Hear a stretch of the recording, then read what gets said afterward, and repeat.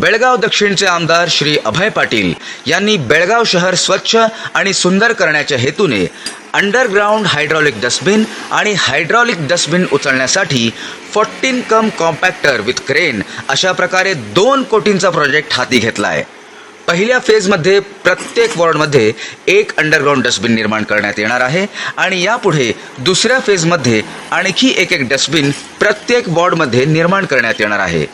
या अंडरग्राउंड डस्टबिनची क्षमता 1 टन कॅपॅसिटीची आहे. 75% कचरा साचल्यानंतर त्या वॉर्डच्या स्वच्छता कर्मचाऱ्याला एक मेसेज जाईल. 90% कचरा भरल्यावर जर तिथून तो कचरा उचलला गेला नाही तर त्या वॉर्डच्या नगरसेवकाला व कॉर्पोरेशन कमिशनरला मेसेज जाईल. डस्टबिन 100% भरल्यावर जर तिथून कचरा उचलला गेला नाही तर संबंधित कर्मचाऱ्यावर दंडात्मक कारवाई करण्यात येईल. असा हा आगळा वेगळा आधुनिक पद्धतीचा सेन्सर असलेला डस्टबिन बेळगावमध्ये येत्या 15 दिवसात बसवण्यात येणार आहे आणि याची सुरुवात शहापूरमध्ये होणार आहे. हा उपक्रम कर्नाटकातच नाही तर भारतातला पहिला उपक्रम असेल.